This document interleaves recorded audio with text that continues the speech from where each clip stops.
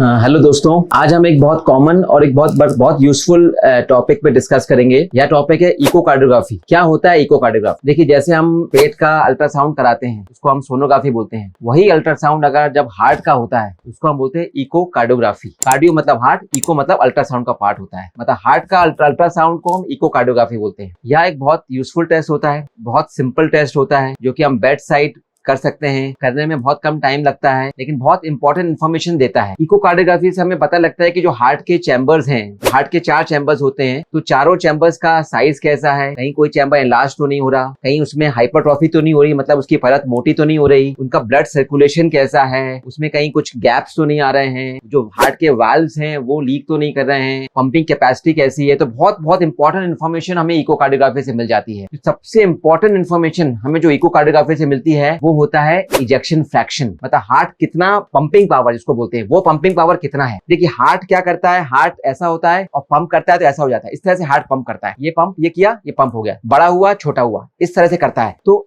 Heart के अंदर suppose अगर जब हार्ट के अंदर ब्लड आता है, सपोज 100 ml ब्लड आया और उसने जब पंप किया इतना रह गया, तो 40 रह गया सपोज उसमें, तो पहले 100 था, 40 रह गया, मतलब 60 उसने ब्लड में फेंक दिया, तो इसको बोलते हैं इजेक्शन फ्रैक्शन, मतलब इजेक्टिंग पावर, पंपिंग पावर कितनी हुई, 100 आया, 40 बचा, मतलब 60 फेंक दिया, तो उसको हम बोलते हैं इजेक्शन फ्रैक्शन। तो एक पंपिंग पावर जिसको बोलते हैं, ये हम इकोकार्डियोग्राफी से आसानी से मेजर कर जाते हैं। तो ये बहुत इंपॉर्टेंट इन्फॉर्मेशन है इजेक्शन फ्रैक्शन, तो इससे एक बेसिक हार्ट की फंक्शनिंग का पता लग जाता है। ईएफ कितना है, नॉर्मल पंपिंग पावर हम बोलते हैं 60%। अगर आपका 60% पंपिंग पावर है हार्ट में तो वो नॉर्मल है। अगर हार्ट कमजोर पड़ जाता है, पंपिंग वीक हो जाती है, तो क्या होता है, 100 ब्लड आया तो सिर्फ वो 20 ही फेंक पाता है ब्लड बाहर, 80 उसमें रह जाता है, तो उसका इजेक्शन फ्रैक्शन हुआ 20%। तो उसका मतलब हार्ट की पंपिंग बहुत कम हो गई। तो पंपिंग हार्ट की पावर नापने का मापदंड होता है इजेक्शन फ्रैक्शन, जो कि इकोकार्डियोग्राफी से हम बहुत आसानी से पता लगा सकते हैं। साथ ही साथ हार्ट के जो वाल्व्स होते हैं वो कई बार क्या होते हैं, वाल्व लीक कर जाते हैं। वाल्व का फंक्शन क्या होता है कि एक ही दिशा में खून को बहाना, लेकिन कई बार क्या होता है, वाल्व डिस्फंक्शन के कारण वाल्व में लीकेज आ जाते हैं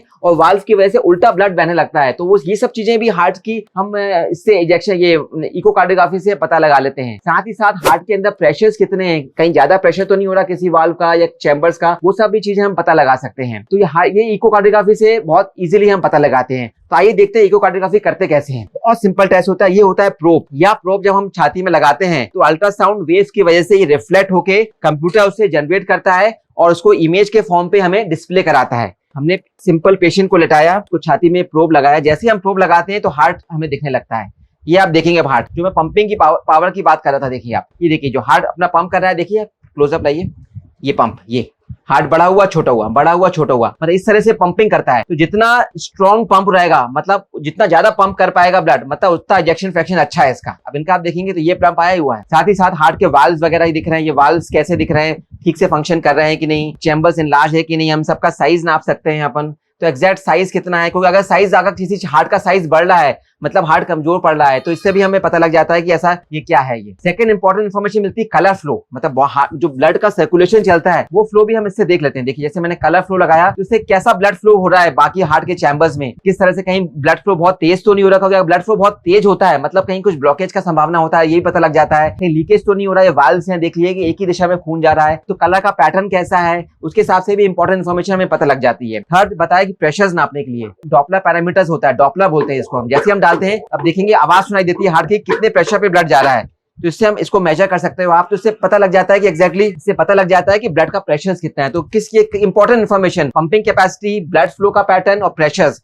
ये सब चीजें हम पता लगा सकते हैं हार्ट से। टेस्ट भी ज्यादा एक्सपेंसिव नहीं होता, आप 2 से 2,500 के बीच में टेस्ट हो जाता है, करने में 2-3 मिनट लगता है। और एक रिपोर्ट में आपको दिखाऊंगी, देखिए ये रिपोर्ट आप देखिए इको की, इस रिपोर्ट में आपको सब कुछ मिल जाएगा कि हार्ट की पंपिंग कैपेसिटी कैसी है, इजेक्शन फ्रैक्शन कैसा है, कोई चैम्बर्स इनलार्ज तो नहीं है, वाल्व लीकेज का पैरामीटर आ जाता है कि वाल्व 4 वाल्व होते हैं, चारों लीक तो नहीं कर रहे हैं, कोई वाल्व ऑब्स्ट्रक्ट तो नहीं है, चैम्बर्स इनलार्ज है तो नहीं है। तो कॉम्प्रिहेंसिव हम रिपोर्ट बना के एक ओवरऑल स्क्रीनिंग हो जाती है पेशेंट की कि हार्ट की कोई प्रॉब्लम तो है नहीं। हाँ, इसके अलावा में एक इंपॉर्टेंट बात होती है इको करने की, ऐसा नहीं सोचिए कि किसी का इको नॉर्मल है तो उसके हार्ट के अंदर ब्लॉकेजेस हैं कि नहीं, हार्ट के अंदर ब्लॉकेज होने के बाद भी इकोकार्डियोग्राफी नॉर्मल आ सकता है। इकोकार्डियोग्राफी कब एबनॉर्मल आता है, जब हार्ट का एक हिस्सा परमानेंट डैमेज हो जाता है, मतलब उसकी इतना डैमेज हो जाता है कि वो उसकी पंपिंग कैपेसिटी कमजोर हो जाती है, तो जब एबनॉर्मलिटी आती है। लेकिन ब्लॉकेजेस के होने के बावजूद भी पंपिंग कैपेसिटी कई बार नॉर्मल भी होती है। तो ऐसा नहीं कि आप बोलो कि इकोकार्डियोग्राफी में नॉर्मल है तो हार्ट के अंदर ब्लॉकेजेस नहीं, ऐसा नहीं होता। ब्लॉकेजेस होने के बाद भी इकोकार्डियोग्राफी नॉर्मल भी आ सकती है, पर ब्लॉकेज का इंपैक्ट ज्यादा तो नहीं है। कहीं एक हार्ट का जो 4 हिस्से होते हैं, एक हिस्सा बिल्कुल डैमेज तो नहीं हो गया, वो हम पता लगा सकते हैं कौन से पार्ट हार्ट का डैमेज है, ऊपर का, नीचे का, एग्जैक्टली क्योंकि वो जो पार्ट डैमेज होगा वो ठीक से मूव नहीं करेगा, तो हम कंपेयर करके पता लगा देते हैं कि हाँ भैया ये पार्ट हिस्सा मूव नहीं करा, तो इस हिस्से को जो सप्लाई करती है आर्टरी वो डैमेज होगी।